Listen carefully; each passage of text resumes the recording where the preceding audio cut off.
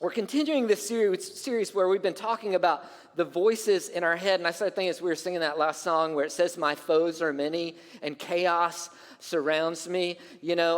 That's kind of how it is a lot of times with these voices that are in our heads, these voices that say things that distract us or that get us off course or that just consume our thoughts. And so far, we've talked about three different voices: the voice of guilt and the voice of shame. And last week we talked about the voice of worry. And what we've said so far is that God intends for us to silence those voices. Like he wants us to take captive every thought. He wants us to destroy and to demolish any argument that sets itself up against him and what he says about us. And we've said that the way that we silence the voice of guilt is through confession. And the way we silence the lies of shame is through the truth of what God says about us in his word. And last week we said that the way that we silence worry is by, instead of focusing on some negative future that might possibly happen, we focus on how we can live for God's kingdom today, seeking his kingdom today and his righteousness today. Well, today we're going to pick out another one of these voices that I think all of us have heard at one time or another. Some of you hear this all the time. It's the voice of insecurity. Insecurity. Now, let me give you a definition for insecurity. I probably don't need to. You know exactly what it is, but just so that we're all on the same page, insecurity is uncertainty about oneself, a lack of confidence, or self-doubt.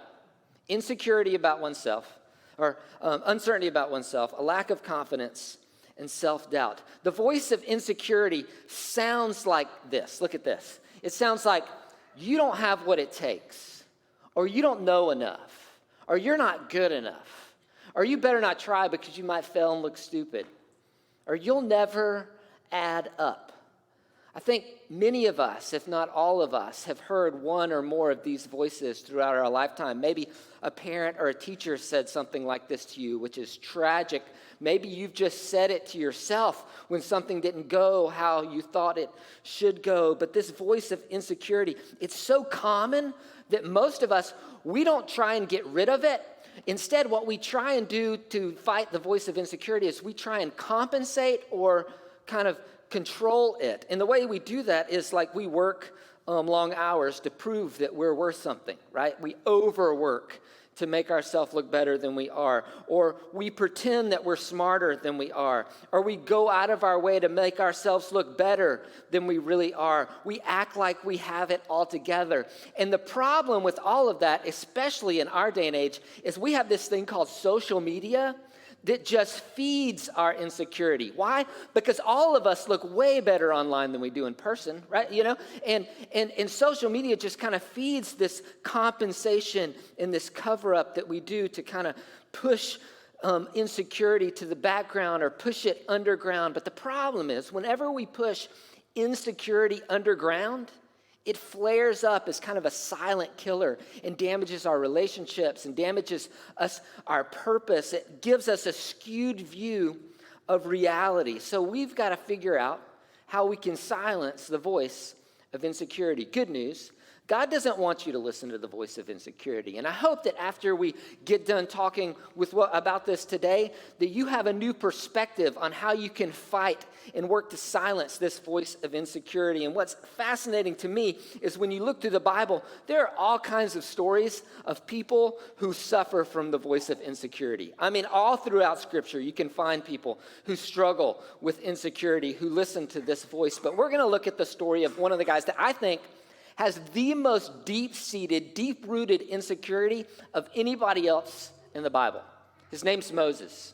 You've probably heard of Moses. He's a very famous guy, right? You know, he led the Israelites out of slavery and into the promised land. But before that happened, and before he led the Israelites for 40 years in the wilderness, you have this guy who we're first introduced to, he was born into Egypt. His parents were Hebrews. He was born into a time where they were slaves, and the Hebrew population was exploding. And so the Pharaoh decided that he needed to kind of quell the population growth. And so he issued a decree that, they should kill all the baby boys. Can you imagine as a parent, if you give birth and all of a sudden, oh, it's a boy, you have to put him to death? Well, that was the world that Moses was born into. But his parents tried to hide him for a few months, and then they tried to give him the best chance of survival possible. I don't know how this works, but I don't know, it's going through their head. They put him in a basket and put him in the Nile River and just let him float away, to which some of us want to do that with our teenagers, right? But he was 3 months old at the time. But miraculously, if you know how the story goes, he was found by the Pharaoh's daughter. She not only found him, but she eventually adopted him into the Pharaoh's household. Now get this. You have this Hebrew Moses who grew up in the home of the Egyptian Pharaoh with all of the education and all the privileges that came along with being one of Pharaoh's grandsons, which is not a bad deal when all of his fellow countrymen were working as slaves, or they didn't even make it out of childhood, right? But you have Moses who grew up with these two different worlds. He had an identity of a Hebrew, but the lifestyle of an Egyptian. And right at an early age, you see where some of this insecurity is coming from that's going to flare up later in life. But in an early age, Moses, he knew he was different from the people he was growing up with.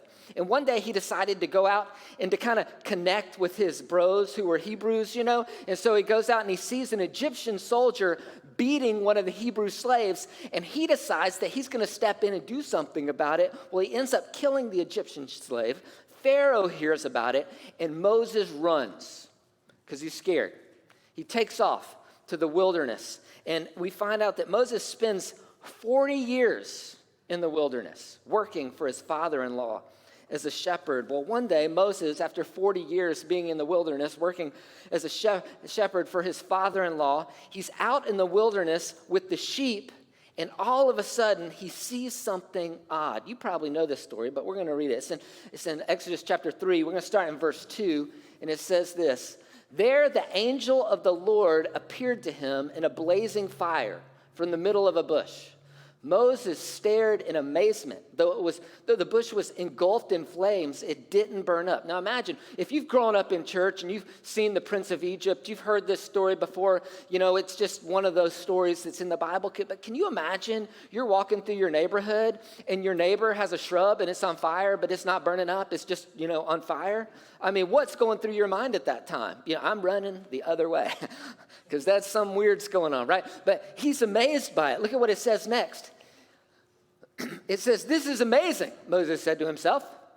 "Why isn't that bush burning up? I must go see it." Like, it caught his attention. It grabbed his attention. His curiosity was piqued. And so we read this in verse 4. It says that when the Lord saw Moses coming to take a closer look, God called to him from the middle of the bush, "Moses, Moses." See, what we discover is that God is creative. He used something unique to get Moses' attention, this burning bush, and it worked. He got Moses' attention. And the reason why he wanted to get Moses' attention is because he had something specific that he wanted to say to Moses. Not only did God have something specific that he wanted to say to Moses, but he had something very specific that he wanted Moses to do. So Moses, he goes up to the bush to see what's going on, and God speaks to him out of the bush, and basically God says, Moses, I've heard the cries of my people. I've heard their cries of slavery and their suffering, and I'm ready to do something about all of their suffering.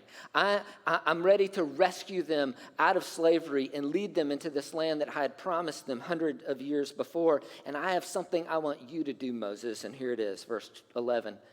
It says, "Here I am, Moses." Sorry, I skipped that part. Go ahead with the next one. "Now go, for I am sending you," verse 10. "Now go, for I am sending you to Pharaoh. You must lead my people out of Egypt." See, the reason God went to this great length to get Moses' attention is because he had something specific that he wanted Moses to do. He wanted Moses to go and lead these people who were in slavery out of Egypt and into the promised land. Now, just imagine if this was you hearing from this burning bush, you would be thinking, wow, I can't believe God picked me. I mean, can you imagine, I say all the time that God speaks to us, but none of us have had God speak to us like this. And if God gave us an assignment like this, I'm pretty sure we'd be like, oh my gosh, this is incredible. I can't believe we call, texting our friends, posting on Instagram or whatever. They say, can you believe what God told me to do? I mean, it's amazing, but not Moses. Actually, Moses kind of has an argument in verse 11. It says this, but Moses protested. Now, I love that word. You'll notice that word over and over again in this story. Moses protested. Like if you have kids, you know exactly what this means, right? You tell your kid to go do something, and they're like, they've got this whining. That's kind of how I imagine Moses sounding in this protesting. But he says, Moses protested to God. And then what's those next three words there? Who am I? It's important. Who am I to appear before Pharaoh? Who am I to lead the people of Israel out of Egypt? See, even though Moses knew that he was talking to God out of this burning bush, and he knew that God had something that he wanted Moses to do, Moses' insecurity ran deep. And so he's like, who am I to appear before Pharaoh? Who am I to lead the people of Israel out of Egypt? In other words, I don't have what it takes to do this, God. I'm not good enough to do this. I just don't have what it takes. So how is God going to respond to Moses' insecurity? Well, in verse 12, God responds with this incredible promise. God answered, I will be with you. I will be with you. I love this. See, God has this promise to be with Moses, which leads us to kind of the first thing we need to learn if we're going to silence the voice of insecurity, and that's this, that God counteracts the voice of insecurity with the promise of his presence. See, Moses is like, I don't have what it takes. And God's like, that's irrelevant. I will be with you. God counteracts the voice of insecurity in Moses with the promise of his presence. But the story's not done. It goes on next in verse 13. It says, but Moses protested again. If I go to the people of Israel and tell them the God of your ancestors has sent me to you, they will ask me, what is his name? Then what should I tell them? It's like Moses says, I know you promised to be with me and everything, but I really don't. Not only am I not sure I have what it takes, but who are you really? That's basically what Moses is saying. Who are you to even say that you're going to be with me? Moses has a trust problem here, and I love God's response. God responded or replied to Moses, I am who I am. Say this to the people of Israel, I am sent me to you, which, let's be honest, not all that helpful, right? I mean, probably not going to win an audience with the Pharaoh with this. You're probably not going to win an audience with the leaders of the Israelites with this. But he goes on and kind of explains it more. God also said to Moses, say this to the people of Israel, Yahweh, the God of your ancestors. Here's where he gets down to it. The God of Abraham, the God of Isaac, and the God of Jacob has sent me to you. I am who I am. In other words, when God says that, we've talked about this last year, when God introduces himself here and tells us his name, I am who I am, he's exalting himself above all other God. And basically, Moses knew when God said, I am who I am, that he was greater than all of the gods of Egypt. He was greater than all of the things that Moses would encounter. But by God saying, I am who I am, he's telling Moses, I am greater than your insecurity. I can be trusted. And this leads to another thing that we can learn from this, that God counteracts the voice of insecurity by reminding Moses of who he is, of who God is. God is, I am who I am. He is Yahweh. And then God tells Moses exactly what to do. Look at verse 16. It says this, now go and call together all the elders of Israel. Now, before I read anymore, what I love about this is God doesn't just tell Moses that he wants him to go and lead the people out of slavery and into the promised land. God gives Moses, this guy who had this deep-rooted insecurity, specific instructions. Now, God doesn't do that all the time, but God knew exactly what Moses needed. Moses had this deep-rooted, deep-seated insecurity that had been around since he was left in a little basket and floated down the Nile River, right? God knew exactly what Moses needed, and he knew that Moses needed specific instructions. And so he gives him specific instructions. Now go and call together all the elders of Israel. Tell them, Yahweh, the God of your ancestors, the God of Abraham, Isaac, and Jacob, has appeared to me and told me, I have been watching closely, and I see how the Egyptians are treating you. I've promised to rescue you from your oppression in Egypt, and I will lead you into a land flowing with milk and honey. Those instructions are pretty good. They're pretty clear. But then God says something else that I find incredible. The elders of Israel will accept your message. Do you realize what God says here? God says, you're going to be successful in what I'm calling you to do. This is like the option of failure is off the table. See, a lot of times the reason why we might not want to do something that God wants us to do, or we might not want to take a risk, is because we're afraid we're going to fail, like we won't be successful. God assures Moses of his success. He assures Moses that he is not going to fail. To which I'm like, well, if this is like a win-win and I don't have any risk of failure, then let's do it, right? You know? I mean, I'm all for this. But remember, Moses isn't listening to the voice of God yet. Moses is still listening to the voice of insecurity. And the voice of insecurity drowns out the voice of God so often, regardless of what God says. The voice of insecurity is loud. So that's why we read this in chapter 4, verse 1. It says, but Moses protested again. What if they won't believe me or listen to me? What if they say, the Lord has never appeared to you? See, these questions, they kind of give us a clue into the depth of Moses' insecurity because he asks, what if? See, insecurity, it doubts you can do it. It doubts you can do what God called you to do. It doubts that you can just be yourself a lot of times.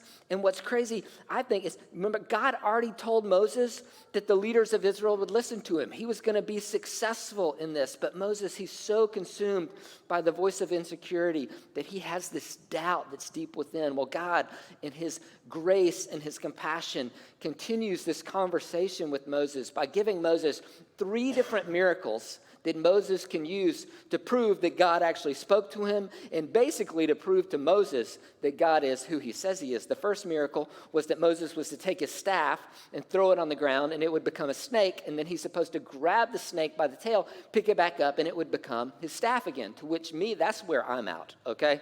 You know, I'm not playing that. I'm be like, you got to come up with another miracle, God, because we are not obeying that one. But Moses does it, and that's exactly what happens. And then God tells him to do another miracle where he takes his hand and puts it inside of his cloak, and he brings his hand out, and it's leprous.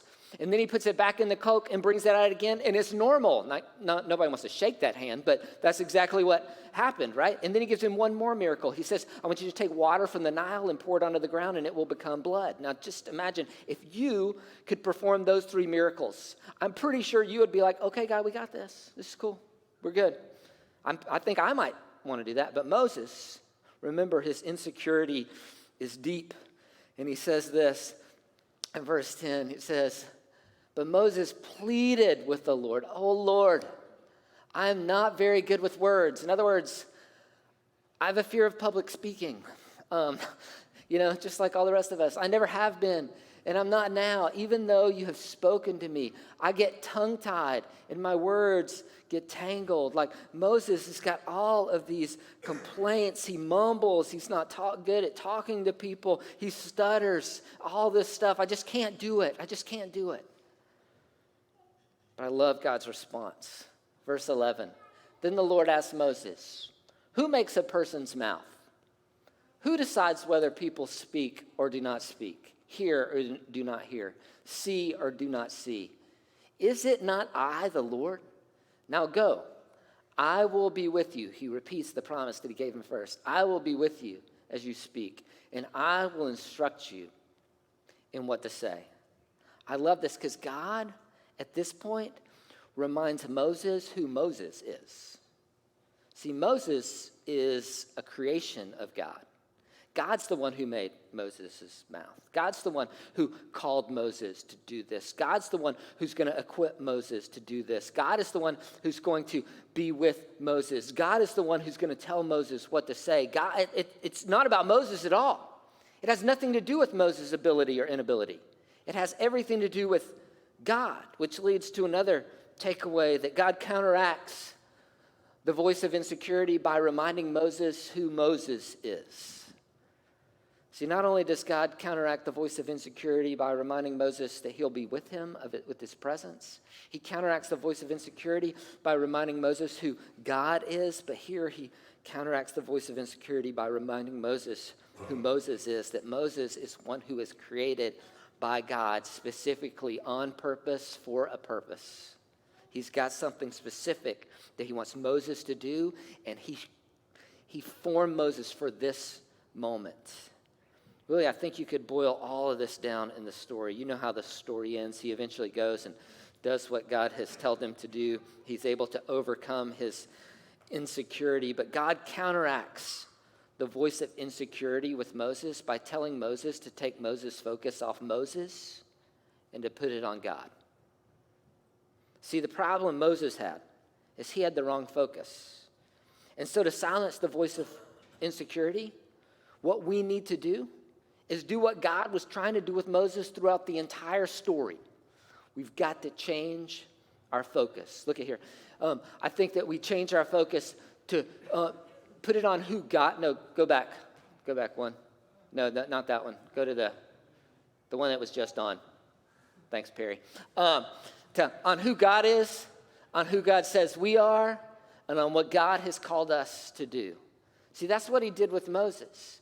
He tried to shift Moses' focus off of Moses and his inability and his speech problems and his fears and his worries and all of that onto who God is, not on who Moses is, on who God says Moses is, not who Moses thinks Moses is, and on what God had called Moses to do.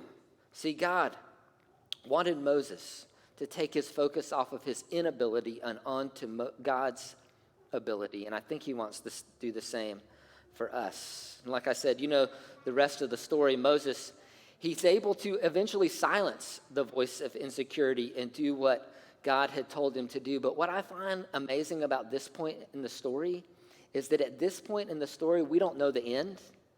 And Moses could have sidelined himself from what God had called him to do if he would have let the voice of insecurity rule his thoughts. And I wonder how often we sideline what God might want to do in us and through us because we're unwilling or we're too scared to silence the voice of insecurity. See, Moses, he teaches us that really the root of the voice of insecurity is the problem of focus. Our focus is on us, which actually, there are two roots to insecurity. I'll put these up there. The first one is low self-esteem, and the second one is kind of self-preoccupation. A lot of times when we think someone they're insecure, we think of low self-esteem, right? You know, they just don't think they're good enough. They don't think they have what it takes or whatever. But I think that the real cause of most of our insecurities is a self-preoccupation. See, our focus is on us. See, self-preoccupation puts us at the center of everything. Everything hinges on you and your ability or your inability, and everything in life is about you. Your parenting is about you. Your job is about you. Your relationships are about you. It's all about you, and the focus is always on you. And let me just tell you, whenever our focus is always on us, we're going to realize that we really aren't all that great. We really don't have what it takes a lot of times. You know why? Because we weren't created to do life all by ourselves. We weren't created to do life with a focus only on us. And so, what we learn from this story as God interacts and has this dialogue back and forth with Moses is that if we're going to silence the voice of insecurity, we've got to change our focus. We've got to take it off of us and put that back up there again and change it to who God is, who God says we are, and what God has called us to do. Can I tell you something that I really believe is true about everybody in this room? I think God has something he's called you to do. I think he has something that he has called you to do. We have, I think, made a mistake in church world, and we sometimes think that God only calls people who do things like what I do, right? But I think each of our lives has a calling. God has something specific that he wants you to do with your life that will expand his kingdom, that will make his name known. But we miss that out, or we miss out on that when all of our focus is on ourselves. So let me ask you, where is your focus? Is it on you, or is it on who God is and who God says we are, and on what God has called us to do? I want to give you a verse to memorize that kind of goes along with the story. I was going to tell you to memorize all of chapter 3 and chapter 4, but I knew you wouldn't do that. So this one's a lot shorter, but I think it sums up what we've been talking about, that the one who calls you is faithful, and he will do it. Will you read that out loud with me? The one who calls you is faithful, and he will do it. Let's just read that one more time. The one who calls you is faithful, and he will do it. You know what I love about this verse? It's focused on God, the one who calls you, the one who has a calling for you. He is faithful, and he will do it. We saw that with Moses, especially if you read the rest of the story. And it's true for you and for me as well, that the one who calls you is faithful, and he will do it. So here's what I want to invite you to do. Why don't you close your eyes? I want you to do an honest assessment today of your focus. How much of your life is focused on you? What you can do, what you can't do, your abilities, your inabilities, what you want. How much of your life is focused on you? How much time do you spend trying to get what you want? How much effort do you put into your agenda? I want to give you just some space to confess having a focus, a misplaced focus, to start off with. Say, God, I'm so sorry that so often I have my focus on me.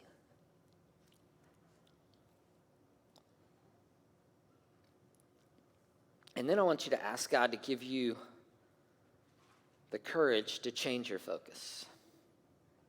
God, give me the courage to focus on who you are and who you say I am, and on what it is that you have called me to do.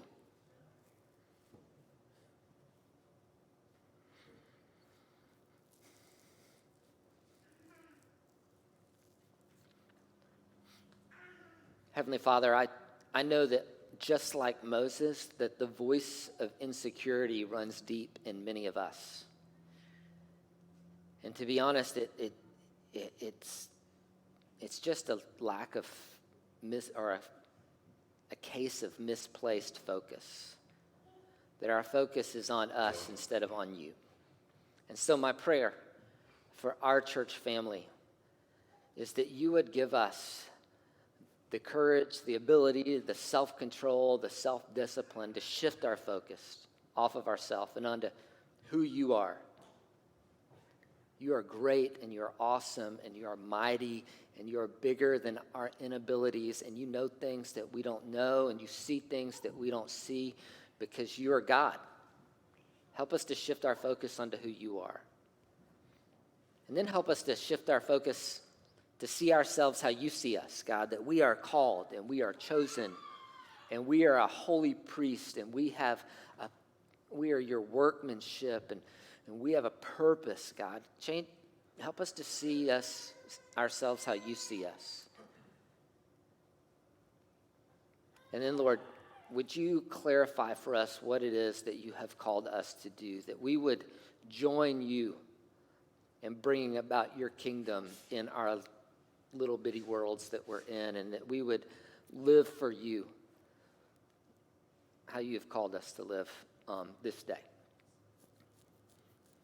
God, for those of us that do struggle with this voice of insecurity, I pray that this week we would be reminded that you're faithful and that you will do what it is that you've called us to do, that you'll accomplish it, and that we would put our trust in you, and we would not allow the voice of insecurity to run free in our lives, but instead that we would let your voice be what it is that controls us and calms us and directs us. We love you. Pray these things in Jesus' name. Amen.